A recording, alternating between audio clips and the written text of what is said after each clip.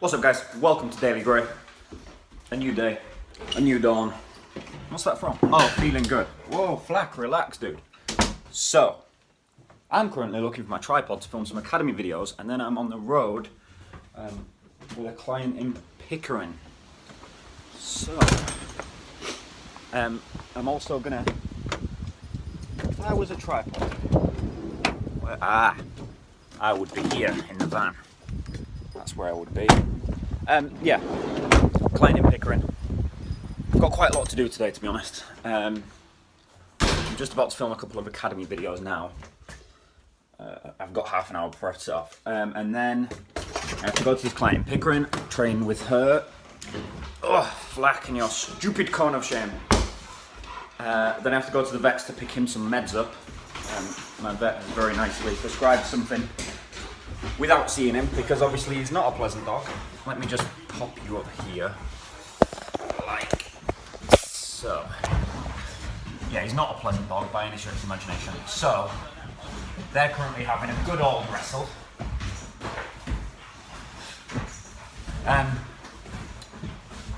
Film 2 academy videos. Go to Pickering, train them. Hey guys, stop trashing my guitar. Go to the vets to pick up meds. Come back. Then I need to discuss with you guys. Like the bulk of this vlog today is going to be me sat here, and I'll explain why. And it's to do with this folder. Thumbnail. You'll see. All will be explained.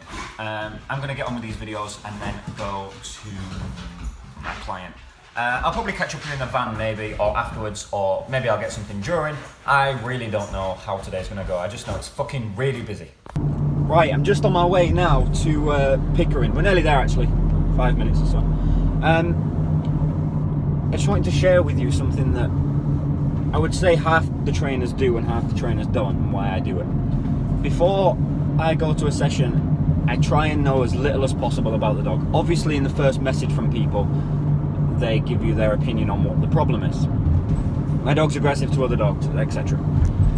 The reason I don't delve into that anymore, I just say, okay, no problem, is because people's perception of what the problem is usually wrong.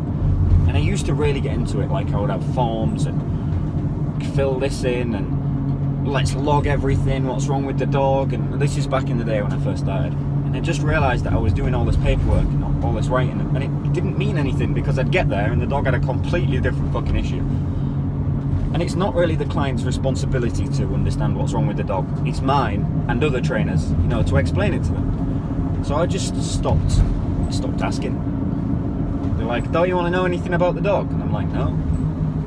I'll see you on this date, we'll get it sorted. And that comes, people maybe perceive it occasionally as arrogance, but it's not at all. It's just that 99 out of 100 problems that I see, I've seen 100 more times. Most dogs have got the same kinds of issues, and it's just because of the way we're bringing them up at the moment. In today's society, they're very mollycoddled. They're very, babied. And we, as a society, we don't socialise our dogs properly. They go to puppy class, they run riot. 99 times out of 100, well, 90 times out of 100, I'm either dealing with dog reactivity, human reactivity, small real reactivity, like push bikes, scooters, mopeds, things like that, or pulling on the lead, or ill manners. It's always one of them 5 issues. And I guarantee you today's session, where we're heading now, is going to be one of them 5 problems. It just always is. It's always the case. I mean, it might not be. Hopefully it's something different. Get some video footage for it. But it's why I don't film my clients generally, or don't film much of them when I do, because they're just all much the same. And obviously every dog's a little bit different, but the general gist of things is that they're all much the same. So I'll log off. Maybe I'll film a bit, maybe I won't, but I'll catch up with you later on. Right, client done. It was just a lead pulling overexcitement issue, so nothing worth filming for you guys really. Been to the vets, pick up this, you can't see any of it. Just a prescription for Flak for steroids and antibiotics for this hotspot wet eczema thing. Alma Vets, guys, if you're in Scarborough. I don't know about the other vets there because obviously a practice is only as good as the vet you see. I've got no experience with any of the other vets, but Peter there, absolutely outstanding. I rang him up last night, stupid o'clock. Peter, Flak has got a hotspot. Can you prescribe me some antibiotics and some steroids? Yeah, no problem, pick them up tomorrow. Magic, no hassle, always super reasonably priced. Guys, if you have dogs, working dogs especially, because they're more prone to problems, you know, injuries, Khaleesi tora, collateral tendons, collateral ligaments in her hock, you're going to be at the vets. Like, things happen. It's part of the game. Get a good relationship going with your vet. You know, go in and see them. Stupid things, send them a Christmas card. Just so that you're always there in the back of the mind. So when you need them, they'll be there back for you. It's really, really important. It's something I'm so glad I've done. Because now, literally at any time, like when Khaleesi did her leg, I rang Pete at 5 o'clock on a Sunday evening. My dog's just jumped on the car. I think she's broken her leg. This guy lives in Pickering, which is 40 minutes away from the surgery. So like, I'll meet you there in half an hour. So he must have literally it must have been getting in the car while he was on the phone to me, and then driven fast to get here. I can't speculate on how he drove, but he was here very quickly. Like, there was just no doubts. There was no like, oh, see how it'll be in the morning. And of course he has a call-out charge. He's running a company. He has to pay his bills as well. But he never, ever, ever, ever has taken the piss. Like, we've had some big stuff going there, X-rays, MRIs, CTs. Never charges the earth, ever. Not even close. I look at the invoice every time. I've just done the same thing today. Flak's got a full course of antibiotics, full course of steroids, 30 quid. No brainer. Loads of vets would charge that for a consult. Never mind the drugs. Same when I took Spencer in when he cut his back open. Consult, shave the area, wash the area, anti-inflammatory, anaesthetic, antibiotics, 70 quid. It's just a no-brainer. Make these relationships with your vet and they're going to look after you. And then they'll always be there for you. It's worth doing. Do it. So Big Lad's having a bit of a hard time of it at the moment with this hotspot thing. So I'm going to let him blow off some steam. He can't really do much because I can't have him away from me. But I'm going to let him blow off some steam and do some grip work with him. He's a happy soul about this. Sit. Plats. Push. Plats. He's a happy boy. Let's do some grips.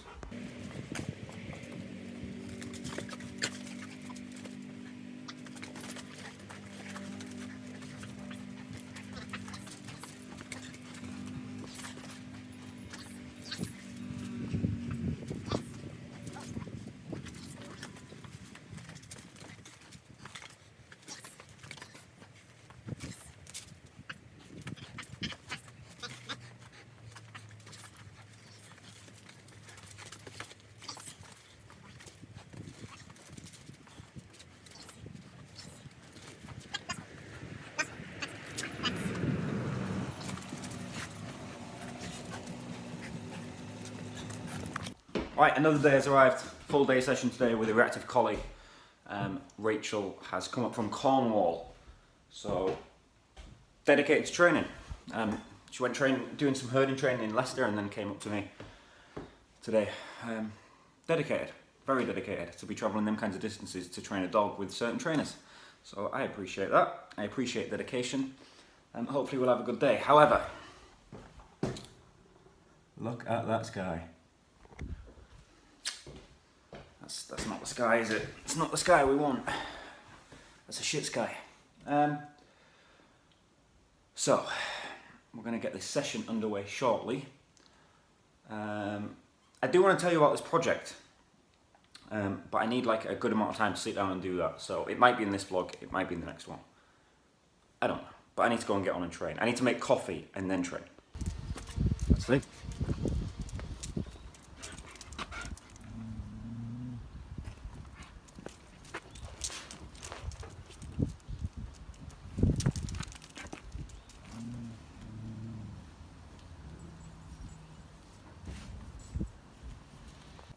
Right, so we just finished. I didn't get anything filmed, I don't think. But here's a picture of Nell from earlier. Nell had bad reactivity issues. Not the worst I've seen by any stretch of the imagination, but you know, just fucking annoying. So Rachel drove 5 hours to come and train. We trained all day from 10 till 6ish. We're done. Night of work for me now. Right, this has always kind of been what I wanted to do as the bulk of this video. I've just not had time to sit down and do it. I've been immensely busy with various things. I've had a lot of full day one-to-one clients in. They obviously take the full day up, you know, they come here at 10 in the morning and they generally leave around 6 at night. So, busy. Then I have to come back and do my emails and reply to inquiries and all that jazz. And it's the reason that the vlog's been a bit underdeveloped lately. So, this is what I want to talk about. Within the dog training industry, there is no single governing body, you know, from beginner, maybe fancy getting into the industry, right up to PhD, actually, you know, add into the research pool. PhD, for those that don't understand, stands for Doctor of Philosophy. PhD students don't learn about something and then regurgitate it back up for an exam. They're actually adding to the existing research. So they do studies, you know, labs, practical researches, all that jazz. They find that all in a thesis and then they go to work. So what I wanted to do really was produce something from bottom of the rung right to the top of the rung. I want to say bottom of the rung, I don't mean like you're a loser. I mean, you know, I'm just thinking about getting into this industry, maybe I should do an actual good course, you know, that's got some practical assessments in it and blah, blah. So, I'm working with a guy in America called Alan, who's immensely helpful, PhD in physics. Super intelligent guy, just mainly to make sure that the course material is on par with these things.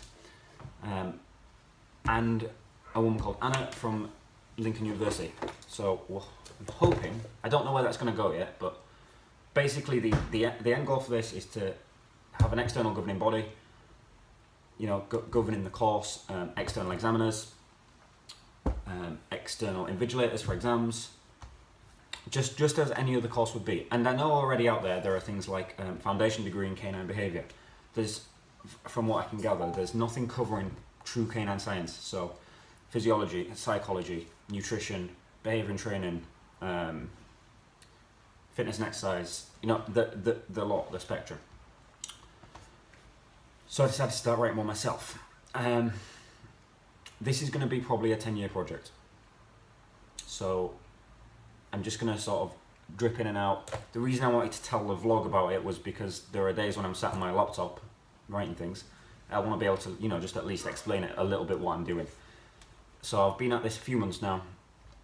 We've got the foundation module done, the beginning of the next level done, just the module, just the syllabus, and then I started writing these research papers.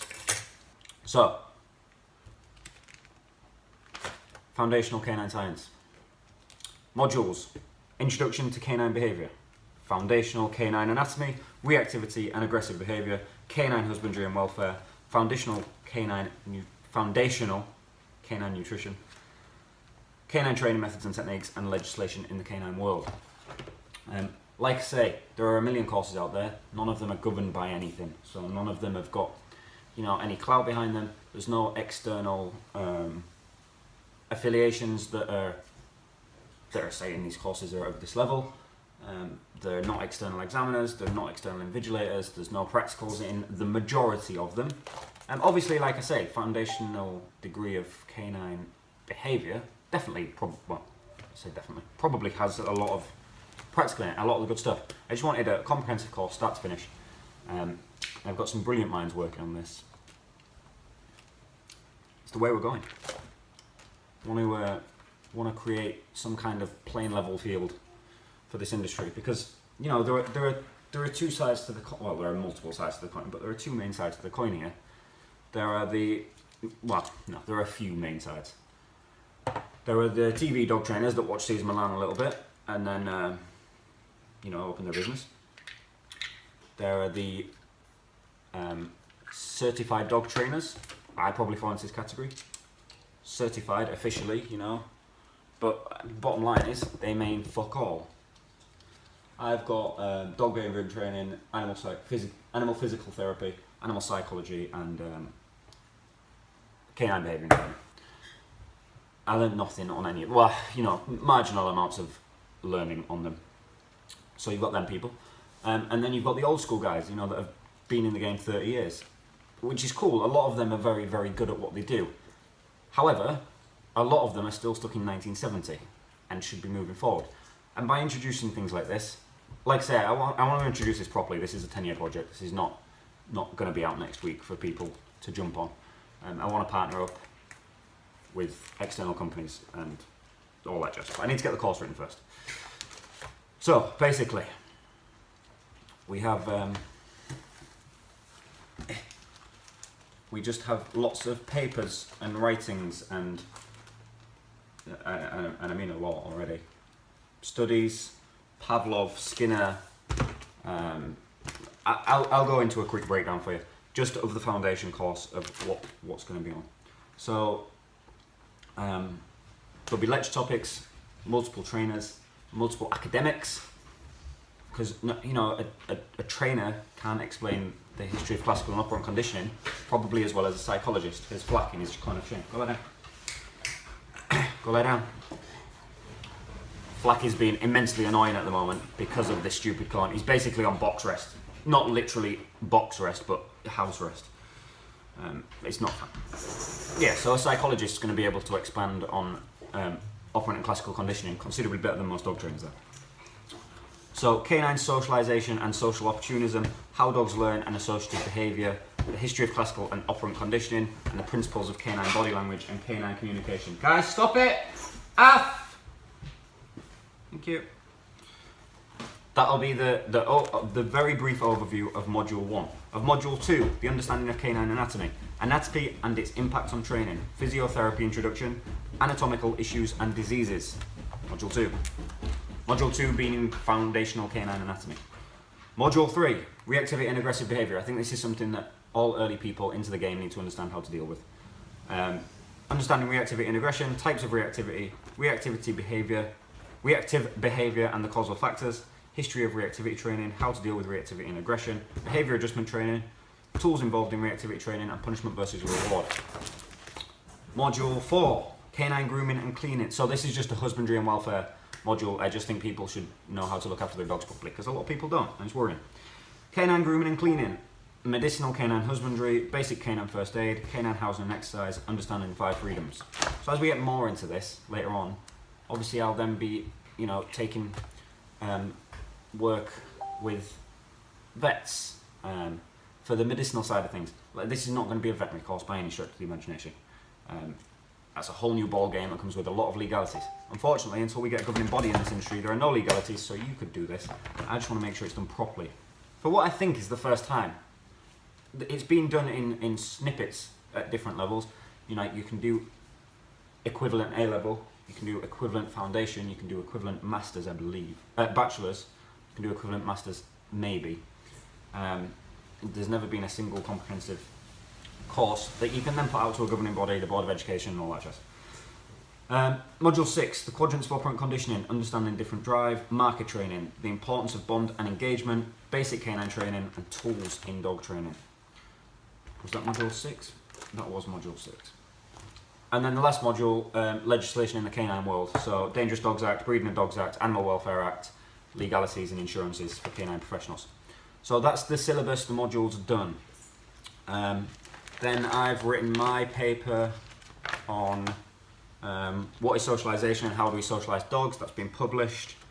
For anyone wanting it, catalogue number Victor 444258. I wrote my paper on types of learning and the associative nature of canine learning. I wrote my paper on the study of Canis lupus familiaris and the pack theory. So I went into obviously Mech's work there.